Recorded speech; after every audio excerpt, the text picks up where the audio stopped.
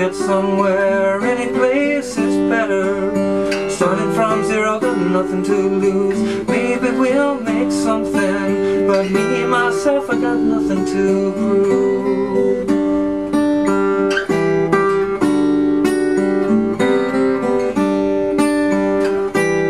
I remember we were driving in your car, speeding so fast I felt like I was drunk. City light lay out before us, and your arm felt nice wrapped around my shoulder. And I had a feeling that I belonged, and I had a feeling I could be someone, be someone, be someone.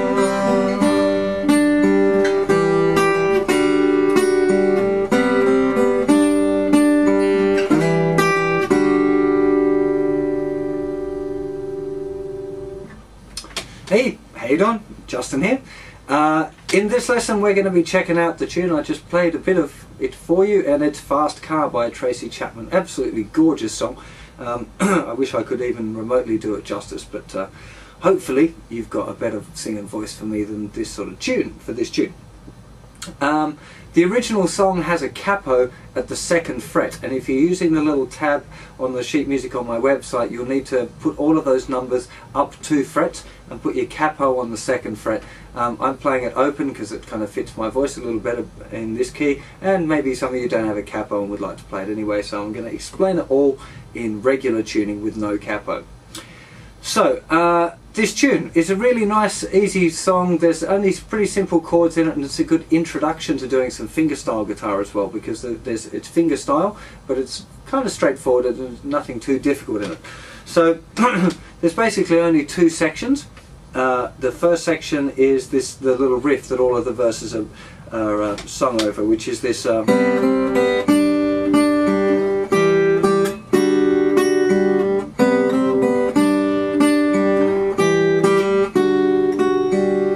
Basically kind of C major 7 to C to G chord to an E minor to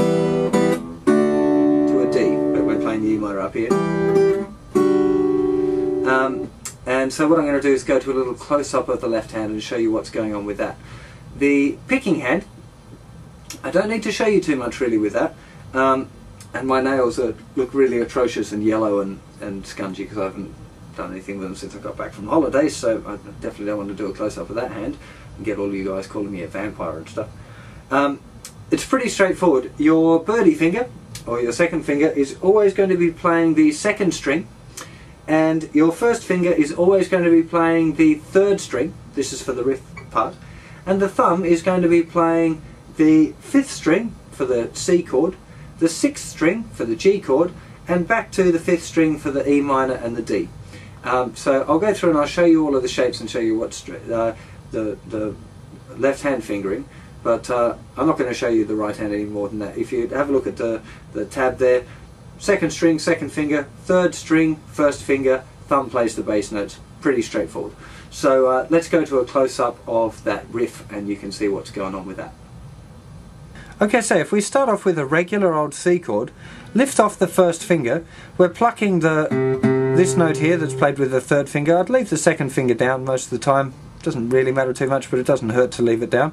1st finger's going to be off, and you're also going to be plucking the B and the G strings, which are the 2nd and 3rd strings. So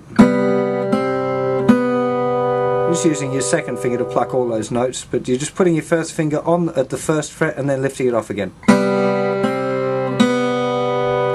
And then we've got G.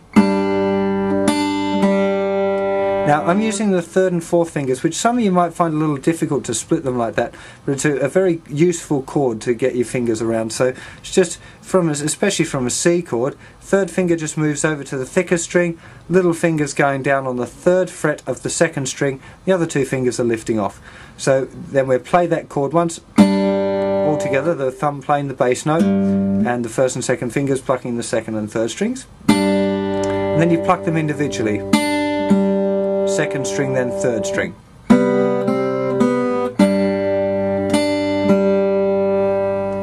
Again.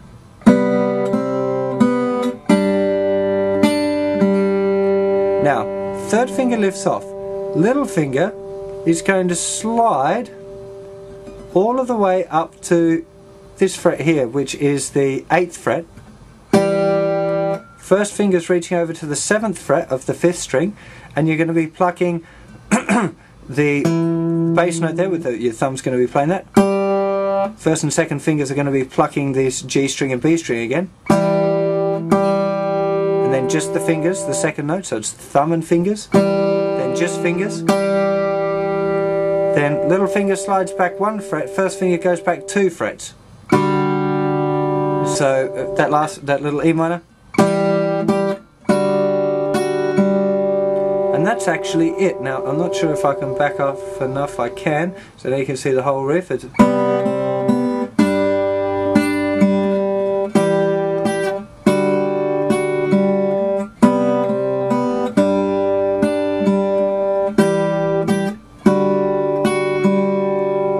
that's it. Really straightforward little riff. So that riff forms the majority of the song, but there's also this B section, or I'm referring to it as a chorus, which is the driving in your car bit. And it comes out of the riff, so the vocal starts kind of while the riff is still playing, and it comes into the chords in the chorus. Now the chords is simply doing this, I remember we were C, driving in your car, G so fast it felt like I was drunk. Then to E minor, city lights lay out before us. Then it goes to D, felt nice wrapped around my shoulder. Then it's C minor, had a D that I belonged. And C minor, had a D I could be someone, C someone, D someone, back to the riff again. So that's the basic bit. The thing that most people are going to have a little bit of an issue with this is not so much the chords, but I reckon it'll be the strumming.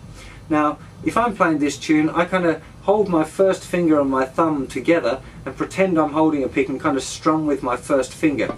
So it's just a matter of getting that down, up, down, up, down, down, down, up, down, up, down, down. You can see my hands moving quite a lot. If I really slow it down, down, up, down, up, down, down, down, up, down, up, down, down. And this is 16th note strumming really, because you're doing kind of 4 arm movements, down, up, in each beat. So there's a lot of movement there, and that's kind of what drives this, and that's the part of the reason why the chorus really picks up and feels like it's moving. So the hand's moving quite quickly, and you're only choosing to hit certain strums. So down, up, down, up, down, down, down, up, down, up, down, down, up, down, down, down, up, down, up, down, down, down, up, down, up, down, down, down, up, down, up, down, down, down, up, down, up, down, down, down, up, down, up, down, down, down, up, down, up, down, down, down, up, down, up, down, down. So if you've got that down, the chorus is pretty straightforward, and at the end of the chorus, on that last D chord, you might miss out the last couple of little down strums on that to enable you to get back to the finger style. I'll say often when I'm playing this song, I don't stick to the strumming exactly while I'm singing, because I'm thinking a lot more about singing than I am about the strumming, and sometimes the strumming just changes by itself. But the pattern that I've just been explaining to you is a really good one to use generally, or at least to learn it, and then you might find that you change it a bit when you sing it too, and that's okay, you know. I hope you enjoyed playing this tune. It really is a cracking tune, beautiful song, you know. Have fun with this tune, it's a nice one to get under your fingers. Take care of yourselves, sheet music on the website, and I'll see you again for another lesson real soon. Later, bye bye.